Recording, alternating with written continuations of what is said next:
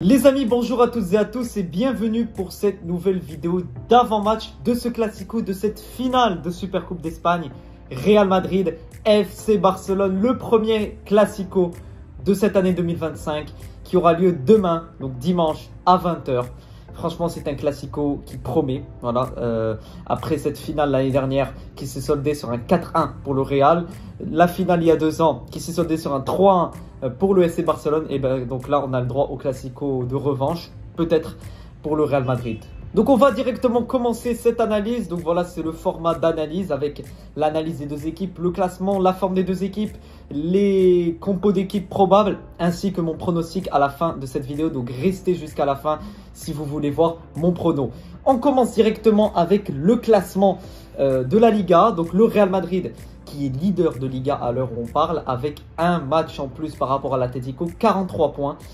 43 buts marqués pour 19 buts encaissés, donc ça fait quand même 19 buts encaissés en 19 journées, une moyenne plutôt correcte.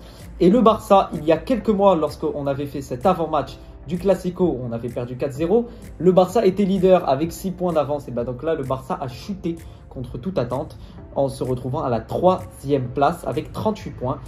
Donc voilà, quelle chute pour le FC Barcelone, inattendue. On passe maintenant à la forme des deux équipes et je commence par le FC Barcelone, comme vous pouvez le voir à l'écran. La demi-finale du Barça s'est soldée sur un 2-0 face à Bilbao, 4-0 face à Barbastro. Donc ils ont fait pour les deux matchs de 2025, les deux seuls matchs, 2 victoires avec aucun but encaissé. Mais avant ça, le Barça avait perdu face à l'Atlético de Madrid, face à Leganés. Je vous mets encore à l'écran d'autres matchs.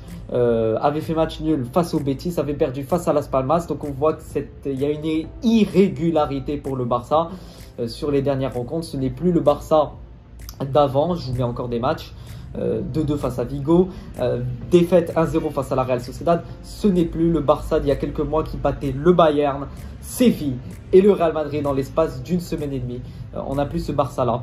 Il y a une perte de régime, une perte de rythme, et le Barça va tout faire demain pour gagner ce Classico et retrouver son rythme. Je passe maintenant directement à la forme du Real Madrid. Le Real Madrid qui a gagné sa demi-finale face à Mallorca 3-0. 5-0 face à Minera, victoire 2-1 face à Valence à Mestalla, 10-11, donc un match extrêmement compliqué. Donc c'est pas une victoire facile et c'est pas une petite victoire, c'est quand même une belle victoire à l'extérieur à 10-11. À part ça, le Real qui avait gagné 4-2 face à Séville, qui a gagné sa finale de intercontinentale 3-0 face à Pachuca, match nul face au Rayo, qui avait battu l'Atalanta, Gérone, et la dernière défaite du Real Madrid remonte face à Bilbao. Voilà, il y a pile poil 1 mois et demi à peu près, le Real Madrid qui avait perdu face à Bilbao et aussi face à Liverpool. Donc voilà, on voit un Real qui, après cette défaite face à Bilbao, qui s'est quand même ressaisi et qui a enchaîné de bonnes performances. Donc ce n'est pas le même Real Madrid d'il y a quelques mois. Il faudra vraiment surveiller ce Real. Et le Barça ne devra pas prendre à la légère le Real Madrid, puisque le Real Madrid est en superbe forme malgré quelques soucis défensifs, comme on va le voir juste après, mais le Real n'est pas à prendre à la légère. Alors juste ici, à l'écran, l'historique des derniers Classicos. Comme vous pouvez le voir, le FC Barcelone sur le dernier Classico a battu très clairement le Real Madrid 4-0. Un Classico voilà, net et sans bavure, dominé par le FC Barcelone. Le Real Madrid a été humilié au Bernabéu à domicile. La première de Kylian Mbappé qui s'est soldée sur une défaite avec aucun but marqué, 2 buts marqués hors jeu. Donc voilà, Mbappé était vraiment catastrophique et illustrait l'image de cette équipe du Real qui n'était pas à son niveau. À part ça, le Real Madrid avait enchaîné 4 victoires consécutives lors de Classico officiels. Donc franchement, est-ce que le Real Madrid demain va reprendre ce rythme de victoire au Classico? On aura la réponse demain, du coup, et on croise tous les doigts, supporters du Real Madrid, pour une victoire au Classico de demain. Pour rester sur la continuité de ce que je viens de dire, je vous mets à l'écran le nombre de victoires du FC Barcelone et du Real Madrid en Supercoupe d'Espagne. Comme vous pouvez le voir, le Real demain a l'occasion d'égaliser le nombre de victoires du FC Barcelone qui est de 14. Donc voilà, c'est une belle opportunité pour le Real Madrid d'égaliser le Barça au nombre de victoires en Supercoupe d'Espagne. En ce qui concerne la conférence de presse de Carlo Ancelotti, la chose la plus intéressante qu'il a pu dire, c'est que Carlo Ancelotti déclare « Tous les joueurs sont disponibles ». Tous les joueurs sont disponibles. Et c'est quelque chose de très important parce qu'on avait des doutes après ce match. Face à Mallorca, puisqu'on avait eu Valverde et Bellingham incertains pour le Classico de demain, puisqu'ils étaient victimes d'une surcharge musculaire. On pensait même à une élongation de l'adducteur. Donc voilà, heureusement pour nous, ils seront disponibles pour demain. Je vous mets la compo probable du Real Madrid de demain. Comme vous pouvez le voir, ça sera sûrement une compo identique que face à Majorque. Mbappé, Vinicius, Rodrigo et Bellingham en attaque. Camavinga et Valverde au milieu de terrain. Camavinga qui avait vraiment fait un super match face à Majorque. Mendy. Voilà, Mendy, Rudiger ainsi que Tchouaméni, même si j'aurais souhaité que Raúl Asensio soit titulaire, parce que ce qu'il nous montre, ce gamin, c'est extraordinaire. Il a vraiment le niveau d'être titulaire au Real Madrid et je ne comprends toujours pas comment on peut privilégier Tchouaméni qui n'est pas à son poste de défenseur central, on le privilégie par rapport à un joueur comme Asensio qui est défenseur central. Et Vasquez, latéral, avec Courtois dans les cages. Le seul changement qui peut être possible, est-ce que Carlo Ancelotti pourrait nous faire une surprise de mettre Valverde en latéral et de mettre Ceballos tout près d'Eduardo Camavinga? C'est largement possible.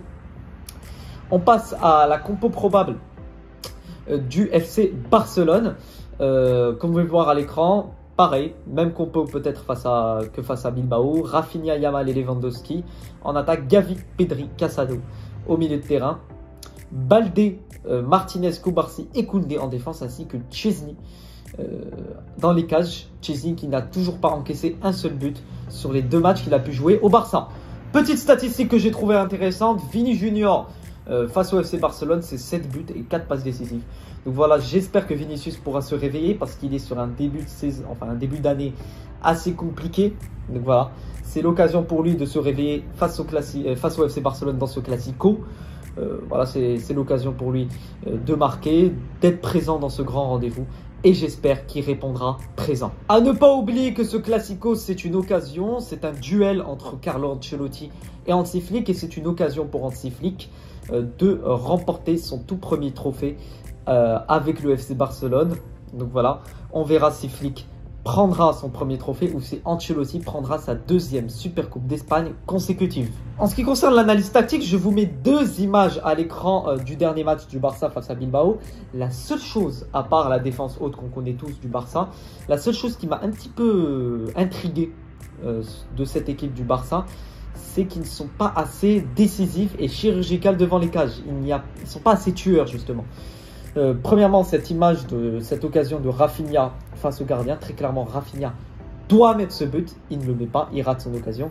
Et Lewandowski qui a fait littéralement un match catastrophique face à Bilbao, il n'est vraiment pas en super forme et ça depuis l'Atlético, depuis les Ganes, on voit que Lewandowski n'est vraiment pas en forme et on voit que l'âge pèse sur ce joueur. Donc voilà, comme vous pouvez le voir à l'écran, le Barça rate beaucoup d'occasions et le Barça n'est pas assez tueur devant les cages. Je vous mets à l'écran les joueurs à surveiller côté Barça et les joueurs les plus dangereux côté Barça pour ce Classico. Tout d'abord, je commence avec Lamine Yamal, évidemment, Golden Boy, buteur face à Bilbao.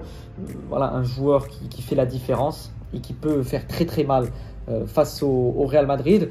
Deuxièmement, Rafinha. Malgré ses récentes performances qui n'ont pas été super bonnes, il a raté énormément d'occasions. Il a un manque de confiance face au gardien. Contrairement à il y a quelques mois où il était vraiment impérial et chirurgical. Et Gavi, puisqu'il sort sur un match face à Bilbao avec un but et une passe décisive. Donc voilà, on retrouve Gavi malgré son comportement que je trouve insupportable. Gavi qui est de retour, Gavi qui est de plus en plus dangereux et voilà, qui pourrait être ultra décisif et ultra dangereux face au Real demain. En ce qui concerne mon pronostic pour conclure cette vidéo, alors franchement ce Classico, personnellement, je pense qu'il va être vraiment très compliqué. Ça pourrait être un Classico ennuyeux comme ça pourrait être un Classico avec pas mal de buts.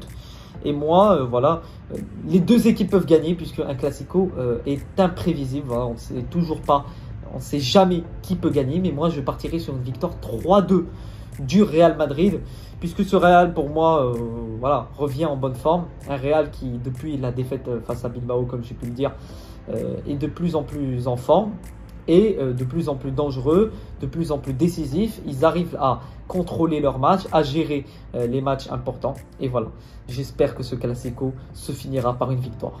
Donc voilà les amis, j'espère que cette analyse vous aura plu. N'hésitez pas à liker, à commenter, à partager, à vous abonner.